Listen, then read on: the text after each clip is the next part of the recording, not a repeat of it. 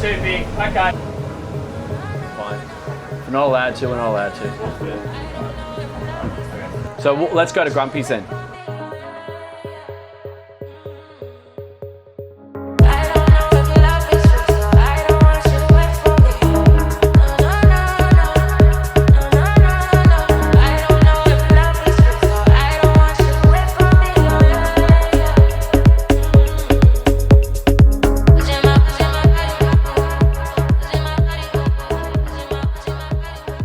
So there's some must-haves that you should consider when you're upgrading to a super awesome day boat.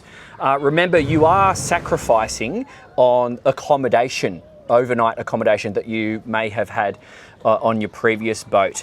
But what you're gaining, and this is what you need to assess for yourself, are things like speed, simplicity, access to beautiful places, and you just knocking down on the complexity factor. So in this video, we're going to just test all of the above, and then I want you to take what you've learnt from this video and apply it to your boat life to see if a super awesome day boat like this Grady White Freedom 415 is for you.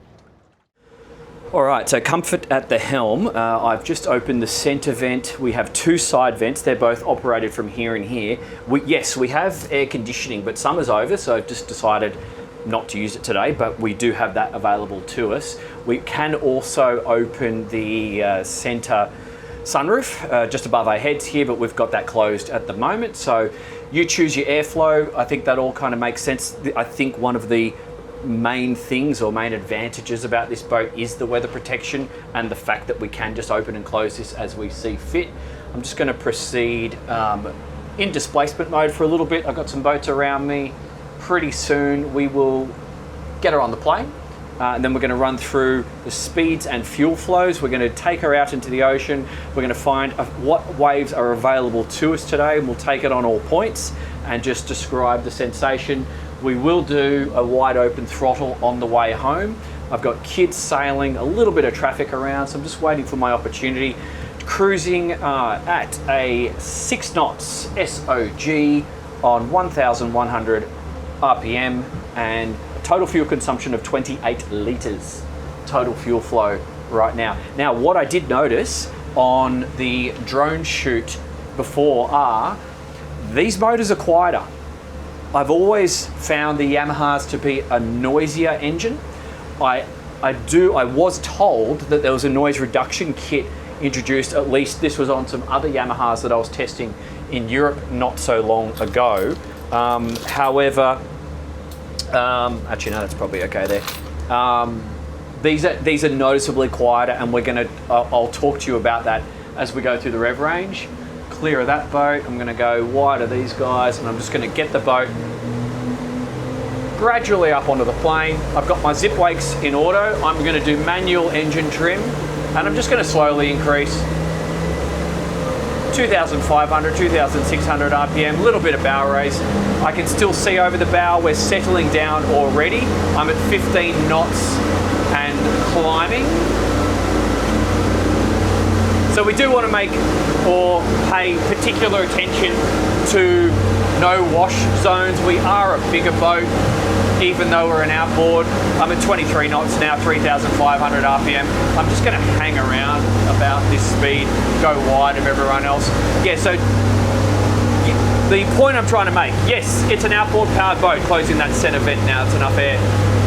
But it's a big boat, so just be conscious of other people and your wash, because you don't want to annoy anyone. Going into some Sea Ray Sundancer wash in 3, 2, 1. Don't even notice it. And that is one of the other points that was obvious earlier in the drive today. We went through the wash of a tugboat. These things are huge displacement, big and heavy, put off waves, you know, of a couple of meters, or at least a meter plus, and really sharp, and we powered through it. I was sitting in what should be a dangerous part of the boat for attacking waves, and I was totally fine, absolutely fine. So nice amount of V. I know I got 21 degrees of dead rise at the transom, really good flare at the front. These conditions now we are coming into at 26 knots, 3,800 RPM, and we've got a total fuel flow of a little over 200 litres now.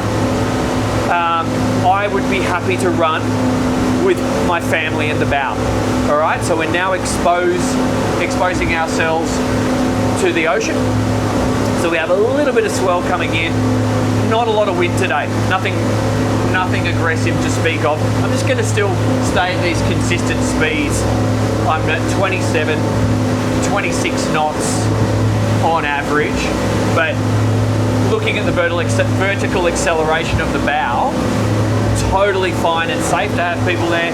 People in this section just to my port are going to be very comfortable, and the visibility factor, it's immense. So in terms of having situational awareness, now I'm going through some swells and we're just going to go into the ocean. So the swells are on our bow. I've got traffic crossing me on starboard and port. I can just see everything. I love how the roof is somewhat raised, because if I want to dip it into a bit of a turn like so, the roof line, little adjustments don't ruin your visibility. So that's interesting to know. Just maintaining this 26, 27, just give it a little bit more, 3,900 RPM, so I'm below 4,000 revs. My fuel flow is sitting at about 240 litres total at a speed return of 28 knots, powering through some waves now, powering through some boat wash, not even very noticeable. Really good, really good. Okay, I'm just gonna start to create a little bit of room because we're gonna exit Sydney Harbour now. We're gonna be properly in the ocean. I see 3 naval vessels heading out to sea, hopefully to nowhere nasty, because one of them is a support ship. That means they're going somewhere far. Anyway, safe travels, boys and girls. And just exiting the harbour now and running it somewhat fine. So we have some of the swells wrapping in around South Head, holding that 27 knot speed there. Fuel flow consistent at 240 litres. Engine noise levels still moderately low. Lots of birds up ahead. Fishing charter boat. I'm going to go wide of him and then we're going to hug these rocks. About a metre of longish wave period swell here. This is just the gradual stuff that you ride up and over. You'll see that being deflected by the bow going through these seagulls here, and I just want to take some of these waves on my bow now. All the seagulls starting to move, and I got one small fishing boat. He's going to take the close line.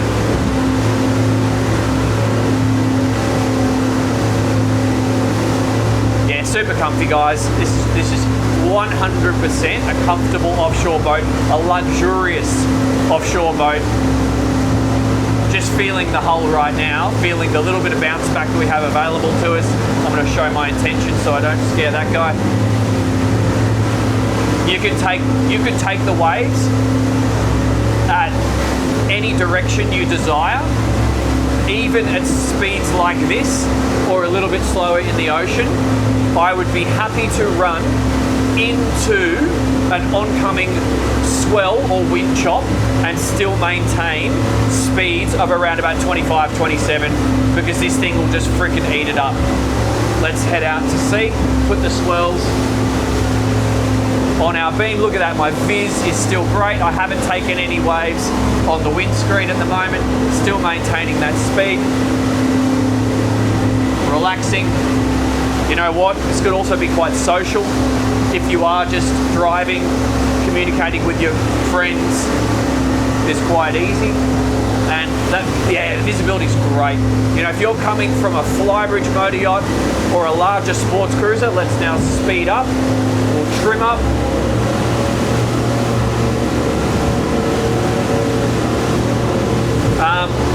Having spent the last couple of weeks on flybridge motor yachts, myself in Western Australia, Tasmania, and up in Queensland, from an operational perspective, all these maneuvers out here at sea, around the dock, which we're going to show to you after this segment, and just simple things like anchoring as well. Now I'm maintaining 30 knots at 4,100 to 4,200 RPM, and my fuel flow has jumped up to about 270 to 275 as we go through the waves. Set something in the water, do a quick adjustment, responsive, good. Yeah, so whilst we have really good spaces for carrying capacity, friends and fish, you know, you can take 19 people on this boat, 19. So that competes with some of these larger flybridge or sedan style motor yachts, but the complexity and the situational awareness that you require to operate this, it's a lot lower. You know, you get those engines in the water, you can see everything. I don't have any major blind spots like I would if I was up on a flybridge or with a really long, let's say a 55, 60 foot motor yacht. You can't really see over that transit. Things are just happening slower and require more thinking time from you. Okay, crossing the busy part of Sydney Harbour now, swells behind me, 310 litres consumption, an easy 33 knots, 4,400 RPM, engine levels still manageable, still manageable. Yes, it's a smidgen louder than the Mercury's, but it's, for whatever reason, I don't know if we've got the noise reduction kit or what's going on. The noise levels are not as aggressive as they have been on Yammies in the past. So this is comfortable. This hull feels fantastic. All right, let's try from the seated position. Obviously, we'll go into the seat adjustment on the walkthrough, but operation is easy, and I like how it's separate from the navigator, so you can do your thing, but there's heaps of space here. Like, I don't even need to slip to the side to do that transition. Some of them, if they're not built for bigger people, you've actually got to interfere with this person. Comfortable. You know, we're going through sizable waves right now. I'm going to increase my speed in a second, and on anything, this is inherent about the size, but it's also about the hull design. On some boats in these conditions, you would struggle to have consistent control of the throttles because the boat's bouncing around so much. That would then require you to put the boat in single lever mode just to maintain safe control. Okay, I've got a Princess and speed underway. I'm just going to get in front of him. Now we're going to do a little bit of trimming up. 5,000 RPM. I'm going to cross his bow, show my intentions. 5,200 RPM, this is where I need to move these keys. Wide open throttle. 5,200 RPM. You're not going to do this all day because we've got 500 litres consumption. However, we're getting a speed return of 41 knots. So we're ripping. I'm not sure whether that's really what you get a boat like this for. I mean, it's possible, but at 37 knots, look at that fuel flow dropping already down to 340 litres. So it's a marked improvement. Got a little tender wanting to cross my bow. I'm going to have to come off the plane there. And then back to those 4,000 RPMs. Okay, going to have to come off the plane here. We're in our low 30 knots.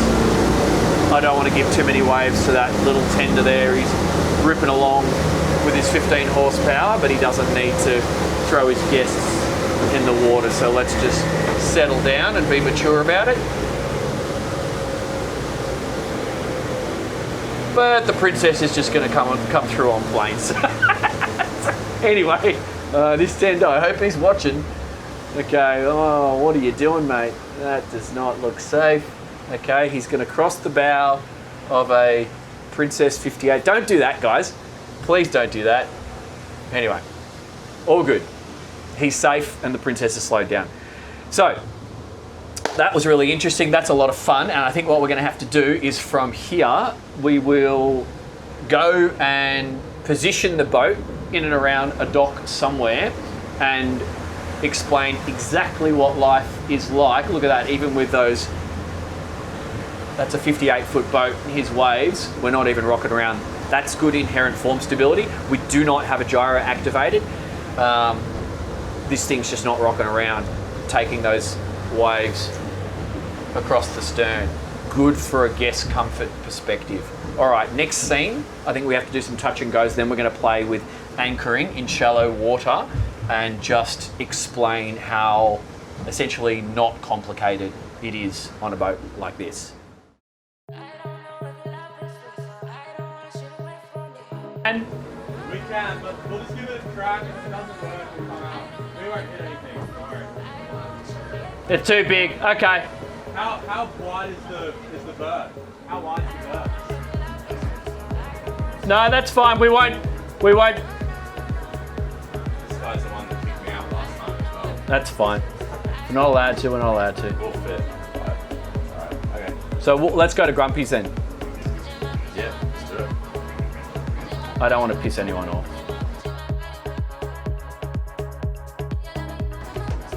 All right, so just as a demonstration, we've taken the boat in super close in a spot that would ordinarily be completely inaccessible to a large inboard powered motor yacht.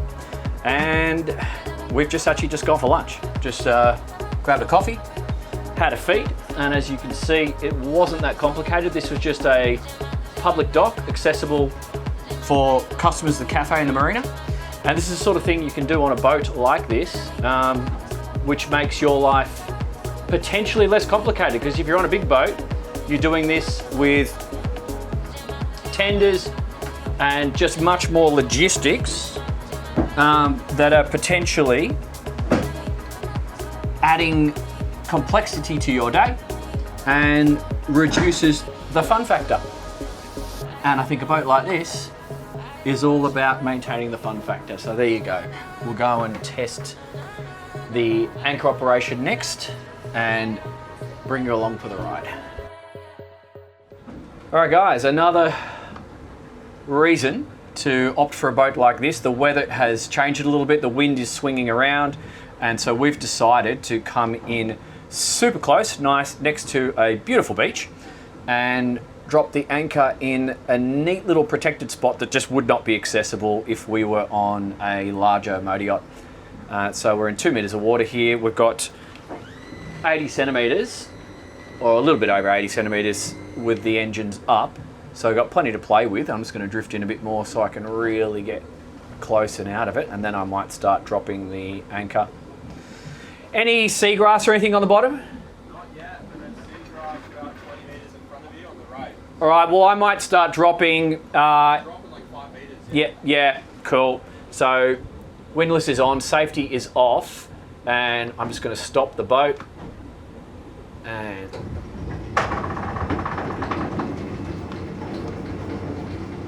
okay, stop the boat. Got easy situational awareness around because I can just see everything. I've got Cass on the bow just sighting the anchor for me. And now I'm going to start some aft movement.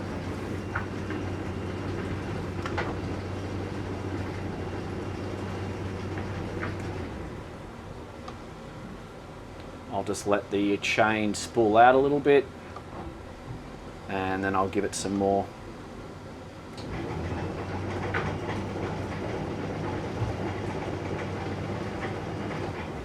And we'll just go forward and have a look. Yeah. Plenty rope out. Looks like this one's all chain, eh? Awesome, yeah, we can see into the ankle locker underneath there. Fantastic. All right, that feels good. Let's give it another little aft thrust just to make sure we're well bedded in. Too bad we've got too many girls in bikinis. They're going to be in the background. So I've made some notes on what boats I think you could fairly compare this one with, but how does she drive? You feel the size, weight and momentum. So it drives like a big yacht. You've got the convenience of the outboards from a service, maintenance and shallow water perspective, but your sensation at the helm is one that you would be used to coming from a larger vessel. So powering through big swells, powering through big boat wash is going to be fantastic because of the shape of this hull and the overall weight. The inherent form stability is really, really good because we have a lot of weight down low. We're not putting too much weight up aloft, and we're quite beamy. So whilst, yes, it's stabilized, if you want to turn it on, you don't need to. It's a very inherently stable platform, and because of that big beam, the joystick system allows for us to have quite an amount of leverage from the two outboard motors when they're in operation. So it's quite a predictable thing to drive in joystick mode when you want to slide it into the dock. Remember, you have your bow thrust, you can use traditional throttles as well, so you have the choice. But if you're concerned about glass here and the time it takes to leave the helm and get to the cleats, don't be worried. It's not a boat that's going to get overtaken super quickly by the weather, Mother Nature. It's just too heavy for that. So yeah, really pleasurable, luxurious, comfortable ride that anyone coming from a multi-million dollar boat with high expectations will be happy. Hope that makes sense. So what should you compare it to? It depends on your mission, to be honest. The one that came to mind was the Boston Whaler 405 Conquest. On my channel, you can check that out in the channel description. That's leaning a little bit more on the fisho point of view. So if that's you, pay it some attention. I think for those of you who have, and I was also on this boat just 2 weeks ago up in Queensland, if you have more social life in mind, more entertaining in mind, perhaps compare this with the Regal 43 LX. Really nice boat. I would say this one is maybe a little bit more rugged. And so if you're thinking more offshore, less entertaining, focus on the Grady. But then if you're thinking more social, then come sit on both of them, do the comparisons. I've just been eyeing this one off from afar. I don't have any experience on these new models, although I've driven this center console. The Valhalla 46 SY new model looks like they're doing something along these lines. That is for the speed demons. Those things are absolute ocean weapons, but they are going to be suitable or appeal to the top 1% in life. They're not typically going to be more of a mass appeal like I see a Grady being, so just consider that. You could also look at some of the European competitors. I can only think of a few. The IATA 50 Wayfinder is an interesting one to watch. Haven't driven it yet, can't comment. And the Saxdor 460, haven't driven it, been on it, but we'll drive it later in the year. I'll drive both of them later in the year. More social focused, different concept. Talk to me on Patreon if you want to get more details on that, but maybe worth a look. So yeah, that's some consideration for you. Don't forget, this is for you to do your own homework. I'm not selling you any of these boats, so it's up to you. Take this information, do with it what you do. What am I trying to say? Do with it what you wish. Jump in the comments. I'm losing my words.